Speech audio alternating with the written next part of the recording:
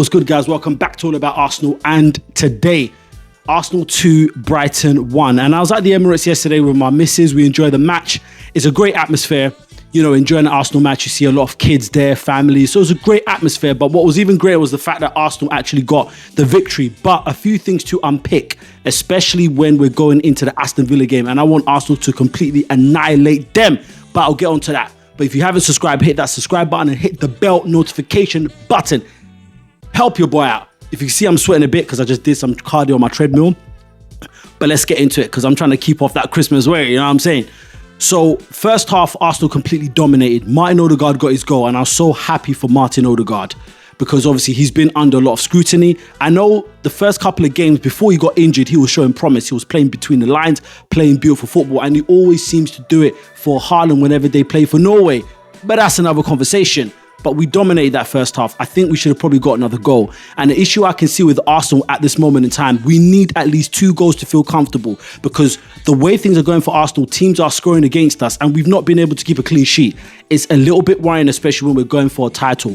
But then again, this is the point. We're not like Man City or Liverpool. Well, a couple of months ago, Liverpool, who could easily outscore you. Arsenal not really like that. They play possession-based, pragmatic football, but we controlled that first half. We should have got another goal. Coming into the second half, we got the second goal, and I felt calm after that. I was chatting to my missus, I was like, listen, we need another goal because I can see what's been happening with Arsenal past couple of games. We've been conceding something we don't normally do, something we don't usually do, but hey, guess what? It's football. Stuff happens. Right.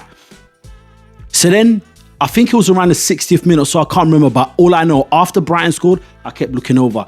And there was this eerie feeling that was going around the whole stadium where everybody just started to believe that something could actually happen. Why? Because we're basing it upon what's happened before.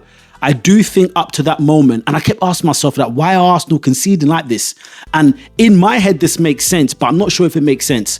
When you're a team and you're so comfortable in possession, is as though you kind of forget how to defend, if that makes sense, because no pressure's been coming. So the backline is not as organized, robust as it needs to be because guess what? Our midfield is doing the work and we are winning the second balls in the midfield. So we don't have to defend. So I kind of feel that players actually switch off at times. And I think that's what kind of happens when you control a game. And it happens not just to Arsenal, it happened to Liverpool. Remember when they were 2-0 up against Leeds?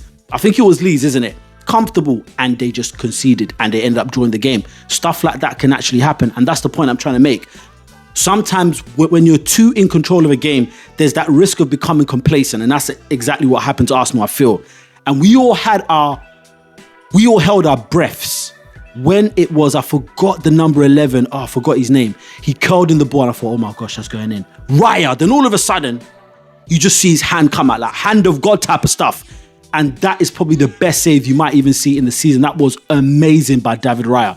And now that actually proves Arteta's point why he actually got him in and he took out Ramsdale. No shade on Ramsdale. I loved him. But look at what Raya is doing. Absolutely phenomenal. Then from that point, we're kind of walking on eggshells. Martinelli had a wonderful chance. I think it was about 3-4 yards out. He should have put it in. And he skied it over the bar. But let's talk about Victor Gyökeres. Am I worried? Yes, I am. A little bit. His hold-up play is terrible. And the fact of the matter is, seeing him live, you think, bro, you're a big dude, right? Man's coming with that Bane, type of physique. You're a big dude. How are you getting muscled over the ball like that? I don't know whether he's not strong enough, which I doubt, or he tries to play into the hands of the ref like, oh, look, they've dragged me down. Please give me, a free kick. He won a free kick like once. I don't even think it was twice, but he wasn't effective in the game. Check this. Gabriel Jesus comes on. And he had more touches and opportunities than Gyökeres did for the whole match. And he's only coming on for about 25 minutes. But when he comes on, he makes an impact. He has an impact. And that's one of the things I like about, Jesus.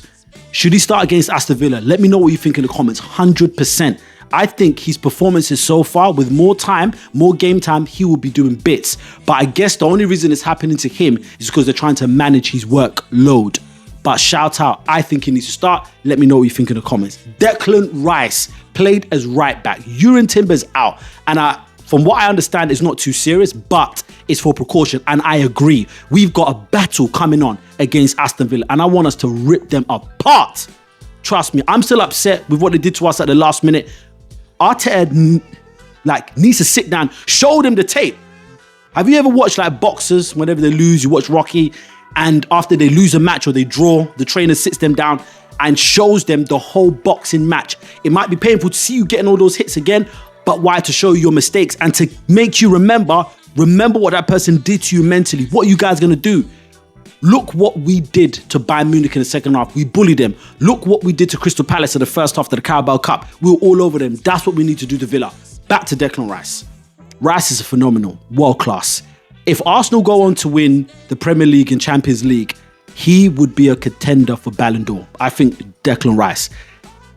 Him playing at right back, listen, he made one tackle, right? And the whole stadium, we were mad. We're get in there, Dix, get in there. The guy is phenomenal. And I think what it is, and you see a little bit of element in that in Christian Norgard, right? When you want your team to win, you're willing to play wherever, whenever, and you put your maximum effort, and that's what Declan Rice is. He's the MVP. Him and Gabriel, I think, are so key to what Arsenal brings. And I think one of the reasons why Arsenal have been a little bit shaky at the back because of the absence of Gabriel. But guess what? He came back yesterday, and it was great to see him. Standing ovation came to the pitch. I was like, that's our guy. And I love Gabriel. Every clearance, every tackle, he's pumping up the crowd, and that's what you want. Arsenal have got the right spirit, we've got the right players, and I believe we have the right manager to take it over the line. As I said, once again, I think Victor Gyökeres needs to sit this one out. But let's go on to the second goal. The second goal, set piece, Rice goes in. Now, it's a little bit controversial because a lot of people are saying things like, oh, it's not sustainable, Arsenal can't continue doing this. And I like to beg to differ.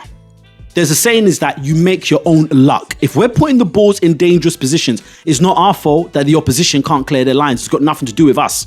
And at the end of the day, when you're putting the ball in dangerous positions, you are giving yourself that chance to score a goal.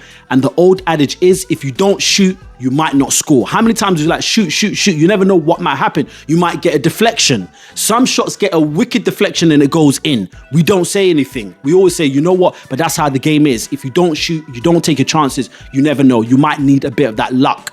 And I don't think Arsenal are terribly lucky because let's be honest, when you analyze that goal from Declan Rice, when he swings it in swinging corner, you see that the keeper doesn't even know what to do. If nobody touched it, it was going in anyway. Even if the other guy, their player, I forgot who it was, that flicked on with his head and put it at the back of his own net, it was going in anyway. And that's my point. You make your own luck. So all of this stuff about is not sustainable. Yes, I believe in a sense it's not sustainable that we can continue scoring like that. Is that not right? You see, he's shaking his head. But the point of the matter is that if you're putting the balls in dangerous positions, you're giving yourself that chance to score. That's what Arsenal are doing. I don't care how we score. And I'm seeing a couple of Arsenal fans that are not happy with the performances. I don't care. Last year, Newcastle, we lost. At St. James's, we won. Everton, we drew last year. This time we won. West Ham, last year we drew. This time we won. Crystal Palace, last year we drew. This time we won. Brighton, last year, what happened? Declan Rice got that red card for tapping away the ball. This time we won. Sometimes you got to win ugly to actually get over the line. I don't care. If this was any other team, if this was Liverpool, if this was Man City, people say, oh, you know what? But that's just what they do. They put so much pressure. They suffocate. Isn't that the word? They suffocate teams and it causes them to make all types of defensive errors and mistakes. That's what Arsenal are doing. But when it's Arsenal, it's something else. Don't be surprised if other teams start trying to replicate the way we're swinging in our corners. There was a very good player for Southampton back in the day, Matt Le Tissier. Matt Le Tissier used to do stuff like this from the corner flank. He used to do it. I used to remember watching it with my brother, and the way Matt Le Tissier will curl in the balls and score from corner kicks. He did it all the time. That was pure genius. Is that what Arsenal are trying to replicate? Probably, I don't know. But what they're trying to do is make it as uncomfortable as possible and create forced errors from the opposition team. Tuesday, 8:15, Aston Villa. I'm still trying to get tickets. I'm going to do everything I can. I want to be there. I want to be pumped up. Arsenal need to steamroll them. And not just to send a statement, but the way they hurt you, right? And Cash isn't playing because I was watching them against Chelsea. And Villa are dangerous, but I don't care. I want us to steamroll them. I want us to really go for it. I want us to smother them, suffocate them, and really teach them a lesson. I want us to take Morgan Rogers out of the game. Not like injure him, I don't mean that, but just quieten him. Now Gabriel and Saliba's back. There's going to be a difference. And those mans are going to be pumped up. And you can see I'm saying it with Venom because that hurt me. Last minute we conceded and it was a tough game at Villa Park. They were all over us. I want us to really do a demolition job. So that's why I think it's good that Calafiori and Timber were rested in a sense. My team, Saliba, Gabriel, Calafiori, Timber, Rice, Zubamendi, Odegaard. He played very well. Besides the goal against Brighton, Odegaard was playing well. That's his best game so far since he's come back. Trossard, he had a hard time against Brighton. The Brighton fans were getting onto him, but whenever they tried it, the Arsenal fans just started chanting, Leo. But definitely him to start as well. Up front, I'm going for Jesus. On the right, Saka. And he's been getting a bit of criticism, but Saka's been greedy. I don't care. If Saka's in the position to shoot, I say score. Saka's one of the players that gives you the most goal contributions, whether it's assists and goals. So I don't know what they're saying. He assisted Odegaard for that goal. It wasn't the most world's, beautiful assist, like or some beautiful through ball, but he weren't greedy there, was he? But he did well. But let me know what you think in the comments. What is your starting 11? And how do you want Arsenal to thrash them? I want them to beat them like 3-1. Yeah. And I believe, I got this feeling like yesterday, I knew we'll beat Brighton. I knew we'll beat it. I've got that feeling Arsenal are going to be animals all over Aston Villa. I've got a feeling. Listen, it's home. Make it uncomfortable for them. That's something that Chelsea didn't really do, and they're a good team. Villa are a good team. But silence them. I don't care. But let me know what you think in the comments. Can Arsenal still do it? Do you care about their own goals? Or as they say, you make your own luck. Until the next video,